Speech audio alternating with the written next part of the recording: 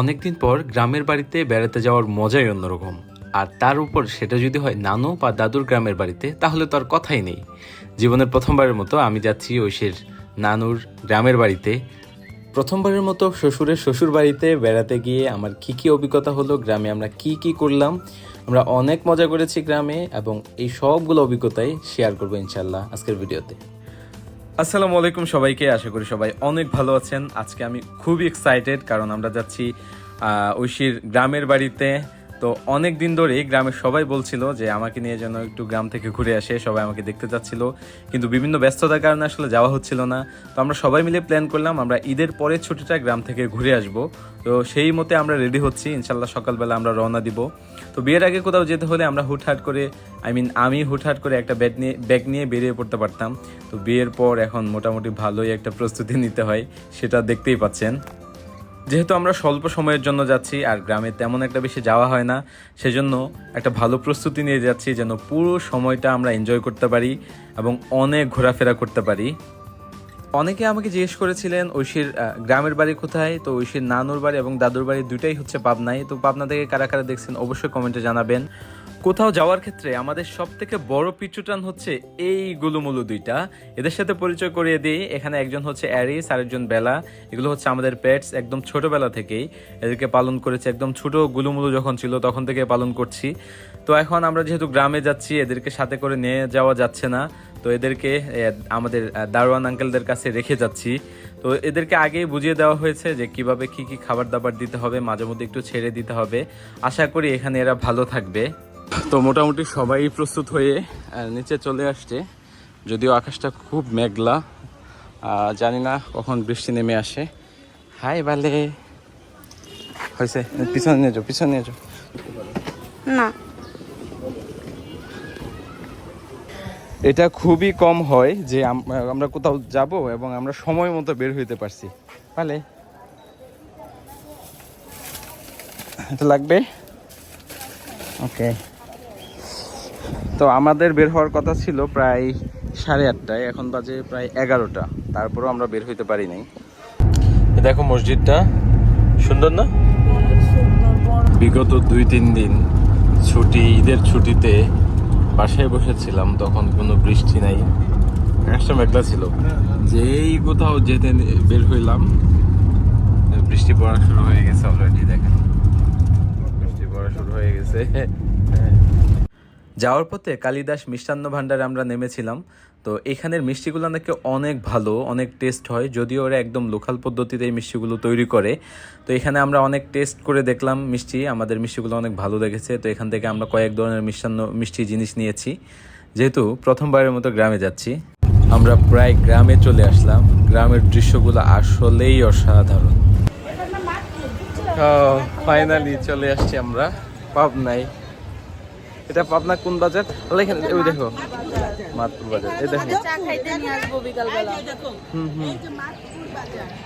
গ্রামের হাট বাজারের সব থেকে মজার বিষয় হচ্ছে এখানে অনেক ধরনের জিনিস পাওয়া যায় এবং সেগুলো দরদাম করে নেওয়া যায়। যে এখানে একটা হই হুল্লোড়, একটা আওয়াজ, একটা দর কষাকষি করা, এই ন্যাচারাল বিষয়টাই আসলে গ্রামের বাজারের মজা।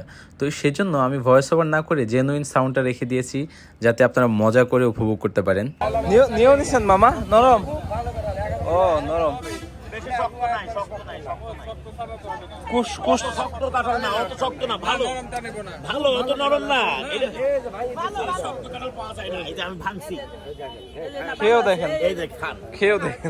আমি বলছি এটা ভালো কাঁঠাল পাই কিনা ভাই? পাকা নাই, পাকা হালকা নরম। ও বেশি নরম। এই তোমরা কি নিচ্ছ? এটা কি আম? গাছ পাকা, অনেক সুন্দর তো আমটা। হ্যাঁ আঠিরাম, অনেক সুন্দর তো। মোটামুটি গ্রামের বাজার যেরকম হয় বিকেলবেলা, যারা ক্ষেত বা সবজি টবজি চাষ করে তারা বিভিন্ন ধরনের সবজি নিয়ে আসছে। আর এখানে ঘাস বিক্রি করতেছে, সম্ভবত গরু ছাগল যাদের আছে তারা এই ঘাস কিনে নিয়ে যায়। এখানে সুন্দর কলা, এই কলাটা ইদানিং সব জায়গায় দেখা যায়, অনেক বড় সাইজের। কি কলা আমি জানি না আসলে। হচ্ছে পুঁই শাক, একদম ফ্রেশ। হ্যাঁ, আম্মু কি কিনতেছে? আম্মু কি নিচ্ছেন? কত করে?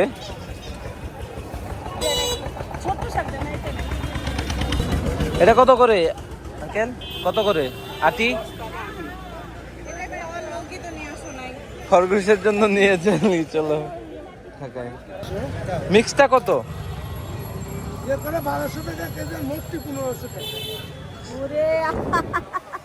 বাবা ভালোই তো দাম আমি এখানে। কতখানি হবে? 1 কেজি হবে না তো? হ্যাঁ বেশি হবে মামি, বেশি হবে। তো এখানে সম্ভবত নদীর মাছ। দেখো গরু গরু গরু গরু কি গাড়িতে করে নিয়ে যায় এখানে, দেখছো? তো এখানে আমরা আর কি অল্প মাছ দেখতেছিলাম। হ্যাঁ, তো আমরা মাছগুলো দরদাম করতে মানুষ ঘিরে ধরছে আমাদেরকে দেখার জন্য। কত তো হইলো? 1 কেজির মনে হয় 100 গ্রাম কম হবে। যাক ফাইনালি আমরা মাছগুলো নিতে পারতেছি। কেজি আমি নিচ্ছি আমি নিচ্ছি আমি নিচ্ছি মাছ না আমি নিচ্ছি। তাহলে খাবেরও পাইবে না কিন্তু।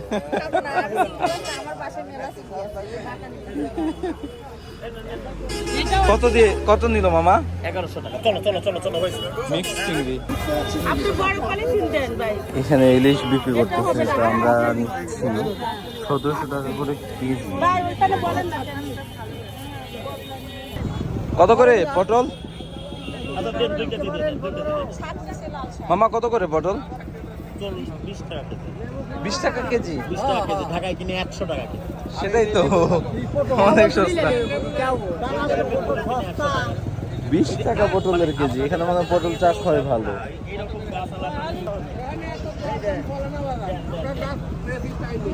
আঙ্কেলের একদম সিধা সাদা উত্তর, এখানে এত দরদাম চলো না বাজান, যেটা বেশি ওইটাই কই। কত করে ইয়া হানি? 15 টাকা হালি। ও ঢাকায় 20 টাকা হালি আছে মোটামুটি। কিরে দেশি মুরগির ডিম? দেশি মুরগির কত করে? 60 টাকা কি হালি? এই দেশি মুরগির ডিম খাবা কেউ? আমার দেশি মুরগির ডিম না, আমি খাবো না। না না আপনারা খাইলে নিন। আমরা নেমে তো বিশাল কাজ কারবার করে ফেলছি, সবার হাতে বাজার। কিরে আমি হচ্ছে মাছালা, এ সবজিওয়ালা, আম্মু শাকালা, মামা লেবুওয়ালা, মামির হাতে কিছু নাই। এই সাবধানে পারাও, সাবধানে পারাও।